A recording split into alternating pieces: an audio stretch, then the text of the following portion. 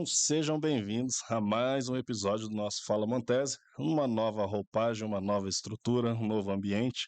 Agora nos estúdios ManzaCast, mudamos um pouquinho, por isso a gente teve um gap aí de postagens, né, de episódio, mas para quem não acompanhou os outros, estão todos lá postados. E a gente vem com uma nova reestrutura aí, né? Uma reestrutura de ambiente, de logística, tem bastante coisa boa aí para vocês. O nosso patrocinador segue o mesmo, como sempre, com todo prazer eu anuncio aqui o Mercado Equilíbrio, sempre ajudando aí na questão de saúde, suplementação, tudo que vocês precisarem.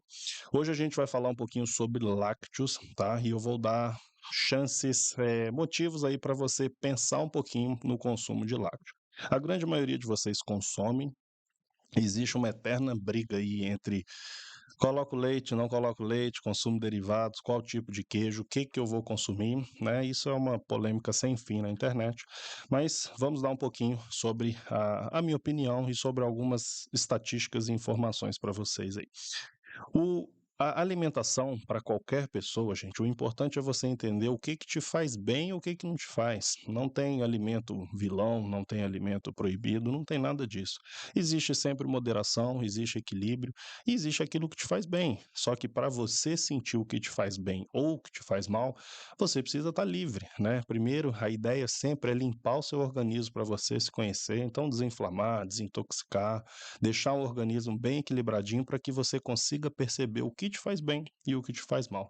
A grande parte das pessoas hoje estão tão inflamadas, tão doentes, que elas não conseguem perceber. Então, a alergia faz parte, as dores articulares, o cansaço, o intestino ruim, tudo isso faz parte. E às vezes você pergunta para a pessoa assim: ah, seu intestino é ruim?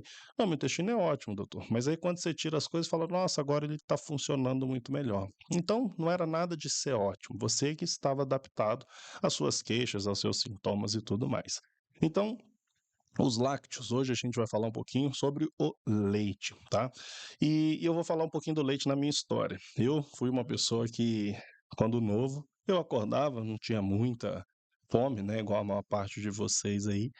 E minha mãe botava aquele copão de leite lá e falava: filho, você não vai para a escola sem tomar esse balde de leite aqui que eu preparei para você com todo carinho e todo amor. E, obviamente, não a culpo por isso. Mas eu sempre fui uma pessoa, uma criança muito alérgica, né? Eu lembro de ter muito, nunca fui de ter asma, nunca fui de ter nada, mas eu sempre tive muita rinite, muita rinite. Meu nariz sempre fez parte da minha vida. A saudação, né? A saudação alérgica, né? Todo mundo que é alérgico conhece esse sinal. Levanta o nariz e respira. Então, isso é um sinal que a gente chama de saudação alérgica. É sinal de que alguma coisa está aí nas suas vias aéreas superiores. E quando passou, né, eu fui envelhecendo, vamos dizer assim, fui crescendo, eu fui para a faculdade, fui fazer medicina. E aí, estudante, né, vocês sabem que não compra nada. A geladeira é água e manteiga e olhe lá, né? A gente vive aí de fast food, por isso que eu entendo todo mundo aí, né? Quem come mal, quem está sedentário, eu entendo, mas a nossa obrigação que é trazer informação para você tentar mudar a sua vida. Porque quando eu olho para trás, eu arrependo do tempo, né? Poderia ter sido diferente, poderia ter me preparado melhor. Então, tudo que eu pego no pé de vocês, gente, é para ensinar, para inspirar, para vocês despertarem e falar que legal que alguém me alertou, talvez eu possa escolher um novo caminho daqui para frente. E quando eu fui para a faculdade, a minha rinite melhorou muito. Eu falei, gente, nossa, melhorou e, né, faculdade, convivi aí com gente que fumava, ambiente fechado. Eu falava, nossa, olha só, melhorei. Acho até que o cigarro curou a minha alergia. Eu até brincava isso e por muito tempo eu falei isso. O cigarro curou minha alergia, parou minha alergia só por causa de convívio com fumaça de cigarro. E aí depois que comecei a entrar nessa área da medicina mais integrativa, da medicina mais preventiva, eu comecei a associar, eu falei: "Gente, eu não comprava leite na faculdade, não tinha leite na nossa geladeira, né, a gente acordava, ia para a faculdade, fazia as coisas, mas não tinha leite". E eu falei: "Olha só que interessante", e eu achei que fosse o cigarro que tivesse melhorado a minha rinite, mas na verdade foi retirar o lácteo da minha vida. Então foi uma coisa natural, por preguiça mesmo eu parei de comprar, não ia no mercado, mal comprava comida, você acha que eu ia lá comprar leite? E aí, eu percebi essa associação, e desde então, desde a primeira vez que eu li sobre a caseína, sobre a inflamação, sobre a produção de muco, eu hoje eu sempre olho isso. Então tudo que eu consumo que tem algum pouquinho de leite, eu fico de olho, eu conheço o meu corpo, eu conheço os sintomas. E aí eu percebo direitinho, opa, é só consumir que vai. O olho coça, o olho fica vermelho, o nariz escorre, eu começo a tossir, dá um pigarro na garganta. Tudo isso é comum com os consumos de lácteos para a minha pessoa. Pode ser que para você não seja, pode ser que para você não tenha nem percebido. Mas vamos falar sobre o vício, né? Todo dia eu pego algum paciente viciado em queijo, em lácteos. Tenta tirar queijo de alguma pessoa. Ah, doutor, eu sou mineiro. Eu também sou mineiro e nem por isso eu consumo tanto queijo igual a você. Por que que os queijos, os lácteos, no geral, eles são compulsivos, eles são viciantes? E o primeiro ponto disso. Primeiro, porque é um alimento muito calórico, um alimento muito prazeroso, porque tem muita gordura. O leite é rico em gordura. Os queijos, principalmente, porque tem uma concentração, né? A diferença do queijo para o leite é que você vai tirar a água e vai deixar o alimento mais concentrado. Ele é mais rico em gordura e proteína. Então, isso dá mais prazer para o seu cérebro. A segunda coisa é que ele tem a tirosina. A tirosina é um aminoácido que ele age, ele participa da produção de dopamina e de noradrenalina. Ou seja, a tirosina te estimula, te dá um bem-estar, te dá um prazer. Quantas pessoas, tem uma aí viciante, quantas pessoas são viciadas em comer queijinho, beliscar um queijinho, né? Tem gente que não janta e come só queijo, fica comendo queijo, queijo, queijo, queijo, queijo, beliscando, porque o queijo realmente é um grande companheiro, né? Vai comendo aos pouquinhos, vai enganando seu cérebro, vai te dando prazer, vai te dando energia, e a tirosina participa um pouquinho disso. E tem também a participação da caseomorfina, que é a grande vilã nessa história, e a gente vai falar um pouquinho sobre ela. Mas antes de tudo, eu gosto muito de explicar aquele dilema entre alergia e intolerância, né? Porque tem muita gente que chega no consultório e fala assim, doutor, eu consumo porque eu já fiz o teste de lactose e eu não tenho intolerância à lactose. Lactose é o carboidrato do leite. Caseína é a proteína do leite. É muito importante que você entenda essa diferença. Por quê? Porque quando você tem intolerância a alguma coisa, quando a gente fala, por exemplo, da lactose, quer dizer que você não digere esse carboidrato. Para você quebrar um carboidrato, por exemplo, a lactose, você precisa de uma enzima, que é a lactase, que vai quebrar esse carboidrato e vai gerar glicose e galactose. Algumas pessoas, na verdade, a grande maioria, nós não vamos produzir lactase. Nós não, o ser humano não produz lactase. Mas no início da fase, no início do nascimento nosso, no nosso início de vida, a gente costuma produzir bem essa enzima até os 4 anos. Depois dos 4 anos, a gente tende a ter uma diminuição na produção de lactase. E em torno dos 12 anos, a maior parte das pessoas não tem mais produção de lactase, tá? Por quê? Porque quem produz essa enzima não é o nosso corpo, é a nossa microbiota. As nossas bactérias que tem no seu organismo que vão produzir essa enzima que vai te ajudar na digestão. Então perceba, algumas pessoas depois de um tempo que elas tiram os lácteos da vida, ela fica um tempo sem consumir, ela começa a falar assim, nossa, mas não está me caindo bem o queijo mais. Por quê? Porque você provavelmente diminuiu a produção pela microbiota. Se você não alimenta as bactérias que produzem lactase, elas vão morrer. Então, se você não dá queijo para o seu corpo durante um tempo, você vai parar. Tem gente que eu brinco e falo, tiro 15 dias. Não, doutor, eu tenho medo de tirar e não conseguir mais comer. E realmente isso pode acontecer. Se você tirar por um tempo, a lactose pode ser mal aceita pelo seu corpo. Mas quando a gente fala de intolerância, a gente fala de intestino, tá, gente? As queixas da lactose é intestinal.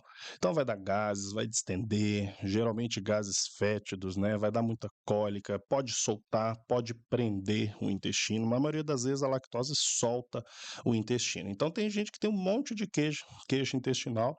Pego todo dia alguém no consultório que tem queixa intestinal, na hora que você pega a rotina da pessoa, eu tomo meu café com leite de manhã. Gente, a dose independe, tá? Claro que quanto mais você ofertar para o seu corpo, mais sintomas você vai ter, mas às vezes com doses pequenas, só o simples fato de você ter um consumo diário, né, um contato diário com a lactose e a caseína, você pode desencadear queixas intestinais. Agora a gente fala sobre a proteína, a caseína. Essa aí é a grande questão, é a grande vilã, vamos dizer assim. Por quê? Porque o leite, a gente faz reação alérgica tardia ao leite. E o que eu quero que você entenda? Quando você consome a lactose, você consome um queijo, leite, toma um leite na hora, seja, tô sentindo aqui, tá? Ah lá, meu intestino, me incha meu abdômen, minha barriga estufa na hora. Isso é lactose. Mas a caseína é silenciosa, ela é quietinha. Você come um queijo de manhã e na hora que vai dar umas 8 da noite, alguma coisa, você começa com um quadro alérgico, às vezes até no dia seguinte. Geralmente, quais são esses quadros? Alergias de pele, principalmente pele e trato respiratório, tá? Então, gente, ó, sinusite, rinite, todo mundo que tem os ites, né? Esqueça lácteos, porque tem muita relação. A principal causa dessas alterações é a produção de muco. A caseína estimula a produção de muco no nosso corpo. Então dá aquele pigarro, dá aquela coceira no nariz, aquela coceira na garganta, né? Todo mundo que balança o dedinho assim, que tem sinal de alergia, que você não sabe o que está coçando dentro de mim aqui, mas alguma coisa está coçando. E dá muita artralgia, muita dor articular. Nossa, eu tô com dor, doutor, eu tenho dor aqui no cotovelo, dor no ombro, dor no joelho.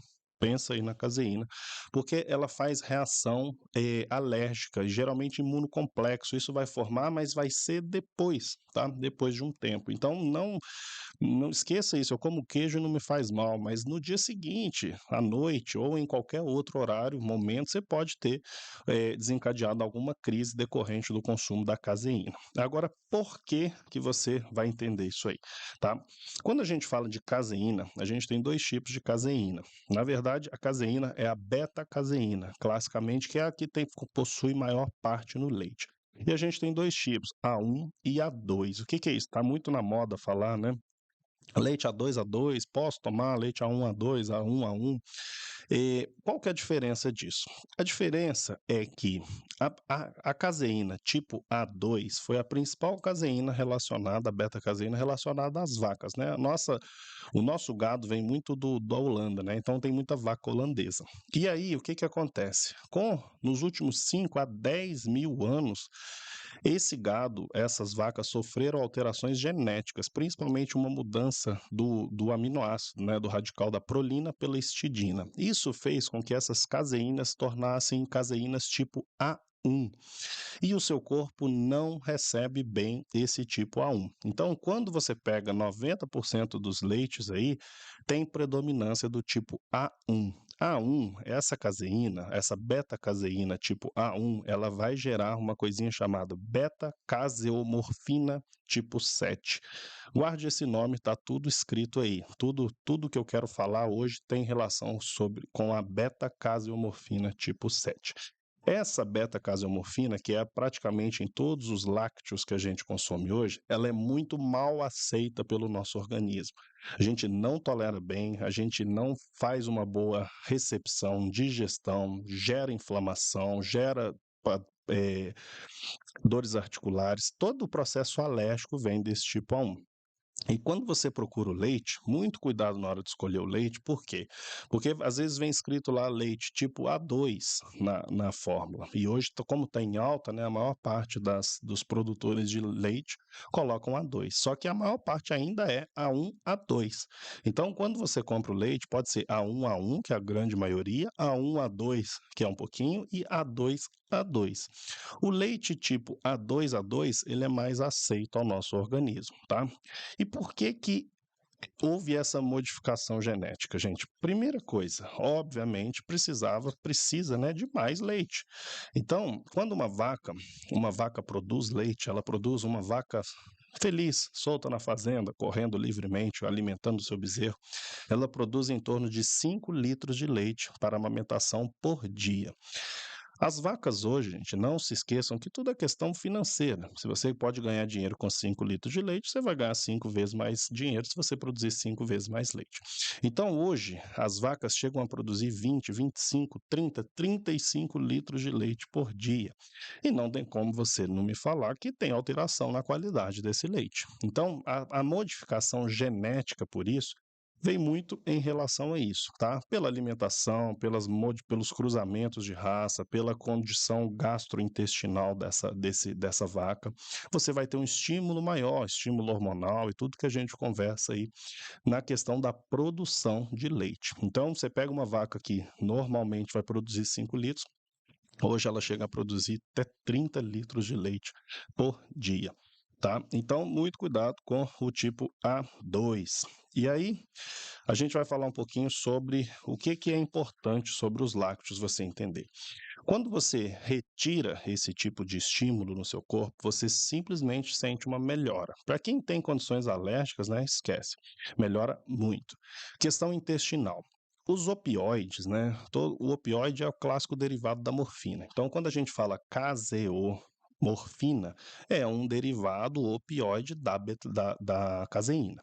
Os opioides, classicamente, eles causam prazer e dependência ao nosso cérebro, né? Morfina, codeína, tramal, todos esses opioides, eles causam prazer no nosso cérebro e, classicamente, eles também constipam, né? Você já deve ter conhecido alguém com uma doença ruim, vamos dizer assim, que usa rotineiramente opioide, né? Morfina.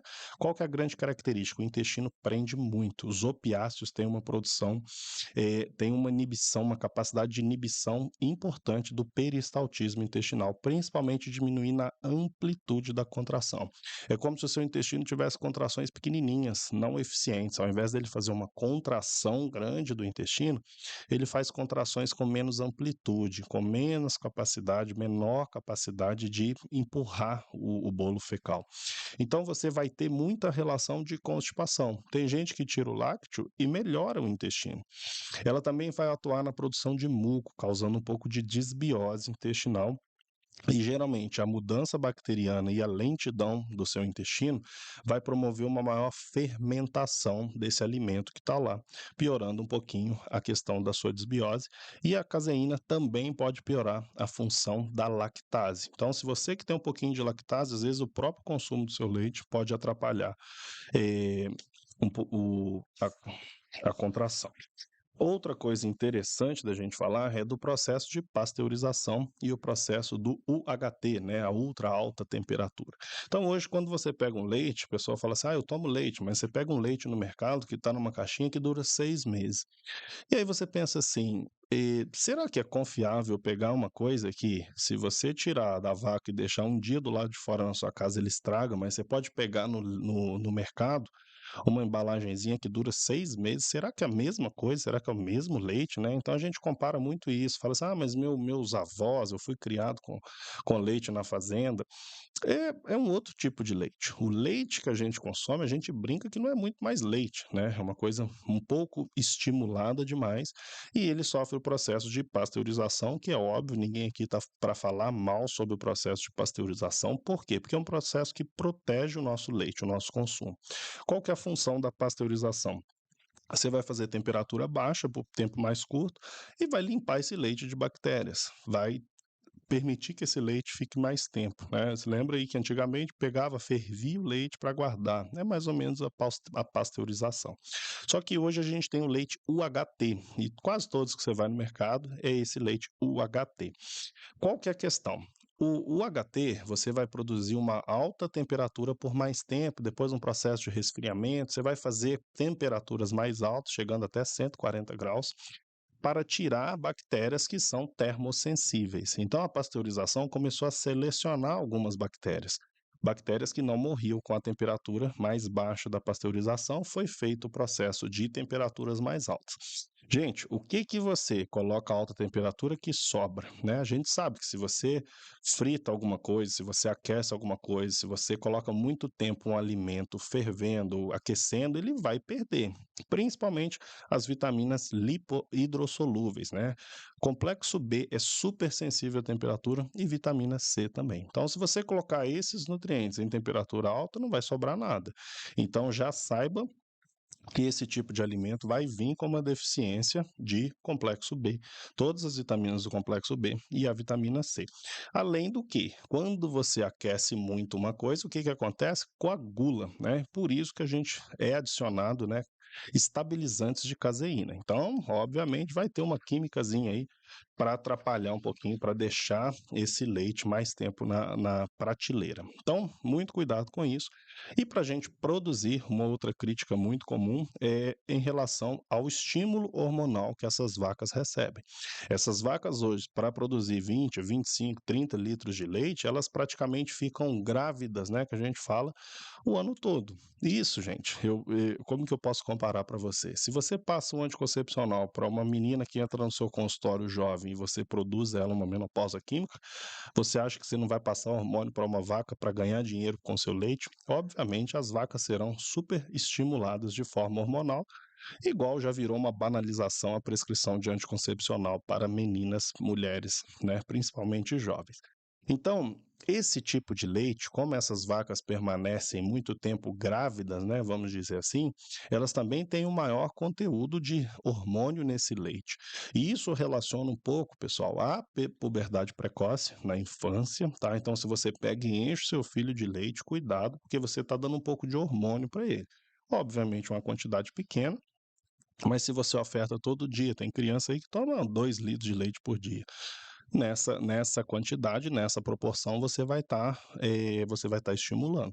Então, puberdade precoce e a queda de testosterona nos homens também tem relação.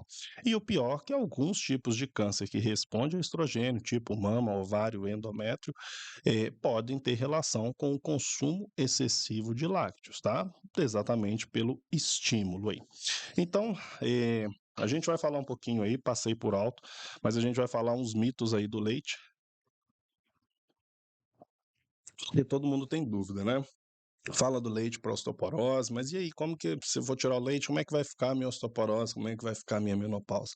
Vocês vão ver que umas coisas não têm nada, que coisas não têm nada a ver com a outra. Quando a gente começa a falar sobre saúde, qualquer pessoa aí, qualquer médico que lida com a medicina mais integrativa, mais preventiva, a gente sabe que a base das doenças hormonais, ó, as doenças autoimunes, é o intestino. Tudo começa no intestino. Tudo começa no intestino. Então, se você tem um quadro aí de tiroidite de Hashimoto, se você tem lúpus, artrite reumatoide, todas essas doenças elas têm um gatilho. O que são as doenças autoimunes? Doenças autoimunes é uma descompensação do seu sistema imunológico. Então, por algum gatilho, o seu corpo ele começou a produzir anticorpos contra alguma parte do próprio corpo. Quando que isso começa? Geralmente a gente fala muito na síndrome de leak gut ou da permeabilidade intestinal. Então, se você tem uma doença autoimune, por exemplo, um Hashimoto, a gente pode falar que o seu gatilho é no intestino. E aí, o intestino é como se fosse tijolinhos de uma construção, um tijolinho junto com o outro. Quando você começa a receber muita caseína, muita lactose, alimentos mais inflamatórios, é como você espaçasse e criasse fenestras nesses enterócitos. Essas fenestrinhas, elas têm comunicação com o sangue. E aí você começa a entrar resto de bactéria, resto de alimento, tecidos que seu corpo não reconhece. E aí ele começa uma desregulação no sistema imunológico. E aí, quando você vê, você produz um anticorpo, por exemplo, que ele tem uma facilidade em atacar a sua tireoide. Primeira medida para uma pessoa que tem doença autoimune é evitar esses gatilhos de leaky gut. Então, qualquer coisa que você não digira bem, glúten e lácteos são os principais gatilhos. Os lácteos, principalmente pela caseína. Muito cuidado com isso. A gente falou um pouquinho sobre o estímulo hormonal das vacas, então sempre de olho nisso, porque as vacas são mais estimuladas, mais tempo, mais hormônio, mais secreção de hormônio nos leites. O leite que não é tão nutritivo quanto antes, vamos dizer assim, pelo processo de UHT, de pasteurização, você vai acabar perdendo um pouquinho. Tem aquela famosa relação do cálcio, né? Mas, doutor, o leite não é rico em cálcio? O leite é riquíssimo em cálcio. O problema é que você não absorve bem o cálcio do leite. Por quê? Porque ele também é rico em outros minerais. E a gente sabe que minerais competem entre si. Por exemplo, se você oferta cálcio, zinco, manganês, ferro, tudo junto, algum você não vai absorver bem. Na maioria das vezes, esse cálcio. Então, o cálcio, além dele ter uma baixa disponibilidade, esse cálcio também expolia muito o magnésio do seu corpo. E sabemos que o magnésio, além de ser um mineral e talvez mais importante do seu organismo, o magnésio ele participa da fixação óssea. Então, para você ter um osso sólido, um osso firme, você vai precisar de magnésio. E aí, quando você expolir magnésio, você está piorando a sua menopausa, por exemplo. O zinco também é outro mineral importante que você vai acabar competindo, o ferro, né? Quantas mulheres, quase todas aí, que dificuldade em subir ferro de mulher. Por quê? Porque o intestino é ruim, porque consome muito lácteo, porque não tem uma digestão boa de carne, porque não tolera, né? Então, fica de olho aí nisso aí. E lembre-se que a vaca, obviamente, para produzir um leite cheio de cálcio, o que que ela come? Ela come mato, né? Então, o verde é rico em cálcio, a clorofila é rica em cálcio, né? Então, se você quer um alimento rico em cálcio, folhas verdes escuras, né? Couve, por exemplo, é riquíssimo em cálcio e um cálcio muito mais absorvível do que o leite. Enquanto no leite você vai absorver em torno de 30% desse cálcio, na couve, por exemplo, você chega a 60, 70% de absorção do cálcio que é. Então não adianta você dar muito cálcio se você não absorve. E também você pode aumentar o risco de cálculo renal, por exemplo, porque você vai deixar muito cálcio que não tem destino, por exemplo, se você não der vitamina D, vitamina K2 na menopausa, não adianta você subir o cálcio desse paciente. Quantas mulheres eu pego suplementando cálcio? Vai tudo ter cálculo, vai ter tudo ter calcificação de carótida, de aorta. Por quê? Porque se você não der destino para esse cálcio ele vai depositar em qualquer lugar. Cálcio deposita. Por isso você precisa de K2, por isso você precisa de vitamina D. Então não é cálcio, é suplementação adequada. A gente tem um episódio de menopausa aí que explica bastante a questão da osteoporose. Então, cuidado com os cálculos e muito cuidado com a galactose. A galactose também é interessante falar sobre ela, por quê? Porque quando você quebra a lactose do leite, você fornece dois monossacarídeos, a glicose, classicamente, e a galactose. A galactose ela é um monossacarídeo bem parecido com a frutose. São monossacarídeos que o nosso corpo não foi muito acostumado a consumir, a receber. Por exemplo, frutose a gente recebia uma vez no ano quando tinha fruta no outono e você não tinha o excesso de frutose. Quando a gente fala de frutose, a gente tem, por exemplo, o excesso de esteatose hepática, gordura no fígado, aquela coisa toda causada pelo excesso de frutose. Quando a gente fala de galactose, que é do leite, a gente não deveria ter muito contato com o leite, né, com a galactose, está relacionado a envelhecimento, tá, mais precoce, principalmente de pele e de organismo, excesso de radical livre e o aumento da resposta inflamatória e também em relação à sua baixa imunidade. Então, gente, eu tentei trazer argumentos técnicos até agora, tá? Eu não vou nem assim, eu vou passar um pouquinho sobre a questão do vegetarianismo e do veganismo, porque é uma eterna luta aí, mas eu vou falar um pouquinho. Por quê? Porque quando a gente fala de leite, a gente vai falar aí de sofrimento animal, exploração, né? Um super trabalho, produção, hormônio, né? Então, assim, você vai pegar uma vaca e vai fazer ela produzir leite 24 horas, basicamente, aí por dia. Quando a gente fala sobre isso, existem vários relatos, né? Por exemplo, maus tratos de animais, sofrimento, né? A retirada do bezerro, a não amamentação, o bezerro vai virar, vai para consumo e a vaca vai ficar sendo muito estimulada aí pelas pelos sugadores lá de metal. Então você tem muita mastite, você tem muita inflamação, você tem muito sofrimento. Eu não vou entrar nesse detalhe porque eu defendo o consumo de carne, né? E a gente sabe que, infelizmente, óbvio, vai ter sofrimento, mas eu não vou ficar aqui politicamente falando da questão de vegetarianismo e veganismo, porque se eu falo de consumo de carne animal também não é uma coisa legal, vamos dizer assim. Mas na questão do seu leite, ele pode vir, por exemplo, muita célula inflamatória, se você tiver mastite, se você tiver infecção, pode conter pus, né? Vários processos aí que é alegado, e aí eu só vou passar um pouquinho por alto aí para falar. Então, gente, o que que eu queria que vocês entendessem nisso aí, tá? Quando a gente fala de leite, como que eu vou perceber se o leite me faz mal? Retirando, não tem outra forma. Ah, mas eu tenho medo. Sim, você tem medo porque você é dependente da tirosina, da caseomorfina, né, da gordura, do estímulo que os lácteos te traz. Mas você poderia tentar. Por quê? Porque você só vai saber o que te faz bem e o que te faz mal se você conseguir retirar do seu corpo por algum período. 15 dias, faça o desafio. 15 dias sem nenhum tipo de lácteo e veja como você melhora. Disposição, sono, as ites da vida, funcionamento intestinal, evacuação, gases, digestão. Perceba como você sente melhor. Por quê? Porque o leite animal, né, sempre fala isso, né? O ser humano é o único mamífero que consome leite depois do nascimento, né? E realmente é mesmo. Nenhum outro animal fica bebendo leite depois de mais velho. E o leite é um alimento nutritivo, a gente não pode negar isso, e graças ao leite a gente também trata aí desnutrição, mortalidade infantil, a gente trata muita coisa, então não tem o que falar. O leite é importante na evolução da espécie, mas você, depois de mais velho, você não precisa. Quando a gente fala de queijo, né, por exemplo, e os queijos? Sempre pergunto, doutor, qual queijo eu posso consumir? Quando a gente fala o processo de queijo, o queijo, ele nada mais é do que o leite de uma forma concentrada, coagulada. Então, como se você tirasse a água, espremesse e fizesse ali um concentrado, ali, um coagulado de leite. Os queijos brancos são queijos praticamente igual leite, tá? Então, se você pega, eu adoro queijo Minas é leite, é um leite coagulado ali junto. Quando a gente fala dos outros leites mais maturados, a gente tem um processo de melhor digestão dos demais queijos.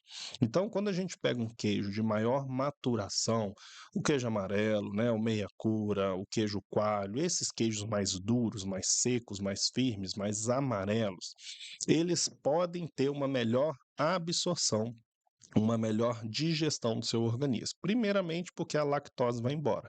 Como você fermentou, né, o processo de maturação, de fermentação é o quê? É o consumo da glicose desse queijo, do carboidrato desse queijo, sobrando basicamente gordura e proteína, tá? Só que qual que é a proteína do leite? É a caseína. Então você também vai ter contato com caseína. O que alega é que é uma caseína de melhor aceitação, de melhor digestão, de menos inflamação, e aí você poderia consumir. Ao meu ver, tem caseína, como qualquer outro tipo de queijo, é obviamente em menor proporção. Num primeiro momento, retire todo tipo de lácteo e depois volte aos poucos. Volte com os curados, volte com os mais amarelos, com os mais secos, depois tente colocar os brancos e vai percebendo. Agora, leite, gente, me desculpa, mas não faz sentido tomar leite in natura, não faz zero sentido depois de marmanjo velho tomar leite, e nem mesmo para criança. Inclusive, gente, ofertar leite para criança abaixo de 2 anos tem muita relação, inclusive, até com diabetes tipo 1, tá? Pela formação autoimune, algumas crianças aí que não sabem de onde vem o diabetes, pode ser pelo consumo de leite muito precoce. E muito cuidado com as fórmulas infantis, tá? Porque basicamente a maioria das fórmulas elas vão vir da caseína também. Outro ponto importante para a gente falar é do whey, né? O whey protein não é 100% caseína, mas ele tem uma proporção de caseína, né? O whey, ele concentra outros tipos de proteína, mas ele também tem caseína. Então, toda pessoa que é muito alérgica, às vezes ela está tomando whey e ela não está nem dando conta do whey. Por quê? Porque ela não pensa que é leite, mas o whey é proteína isolada do soro do leite, que contém caseína também. Então, às vezes, a pessoa está cheia de quadro alérgico, cheia de quadro inflamatório e não associou o whey, tá? Então, a gente tem também o beef protein, tem o whey vegano, que são opções para poder trocar isso aí. E todas as vezes que a gente fala de outros queijos, búfala, né, queijo de búfala, de cabra, esse tipo de leite, a maioria deles é tipo A2. Então você poderia consumir com uma maior aceitação, uma melhor tolerância do seu organismo. E os leites também, tipo A2, que hoje tem bastante disponível no mercado. É uma opção também para você colocar. E a gente também tem os leites vegetais. Eu trouxe para vocês um exemplo aqui do tal da castanha, que é um leite bem legal, principalmente esse barista aqui, que ele tem uma parte parece bastante com leite de vaca, principalmente para a realização do famoso café com leite, tá? O fato dele ser esse barista, ele é um pouco mais espesso e ele tolera maior temperatura. Então você pode esquentar, você pode fazer espuminha com esse tipo de leite. É um ótimo tipo de leite, tá? É uma opção. A castanha dentro dos grãos talvez seja o melhor aí de aceitabilidade pelo seu organismo. Obviamente, o controle vai de tudo, né? E também trouxe do pessoal da tal da castanha o Ultra Coffee, né? Que é uma experiência também muito legal, que eu adorei, gostei muito do sabor. Onde a gente vai ter aquele termogênico, né? Os famosos ultra coffees aí que vão melhorar a sua performance cerebral. Então é rico em TCM, que vai melhorar a sua cabeça, sua memória, chá verde, gengibre, canela, tudo aquilo que vai te dar uma aceleradinha. Então, uma excelente opção, por exemplo, se você quiser tirar o café com leite e colocar um pouquinho de estímulo na sua manhã aqui. É fantástico. Gostei muito, tá? Aprovadíssimo. Tanto aí o pessoal da tal da castanha e o Ultra Coffee deles também super recomendo, gostei muito e, e é uma opção. Tal da castanha e o Ultra Coffee deles aqui. Bem legal, fica a dica para vocês aí.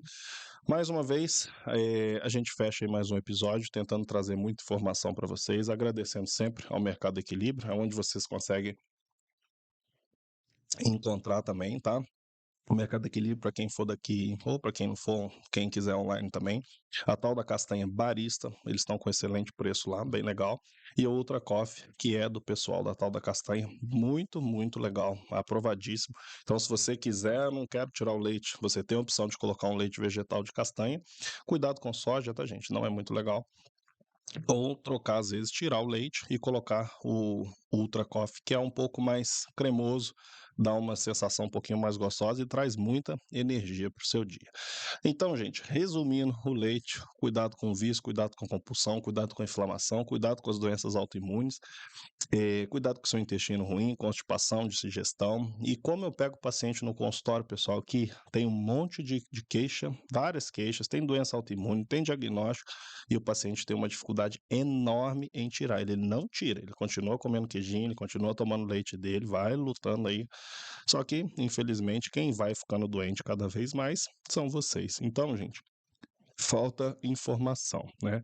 O que vocês retiveram aqui hoje foi uma série de informações, uma série de conteúdo aí para que vocês possam pensar duas vezes antes de colocar de forma rotineira.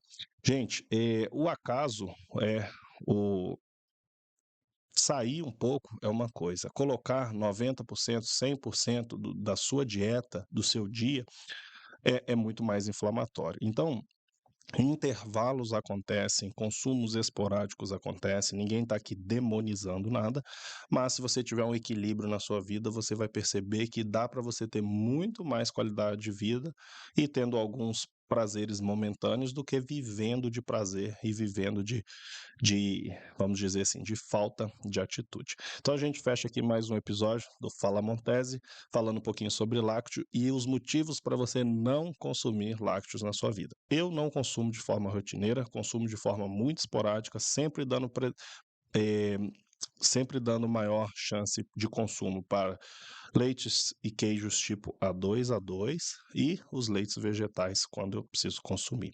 Fora isso, fica para os intervalos da vida aí. Fechamos mais um episódio. Fala Montese, agora motivos para não consumir os lácteos.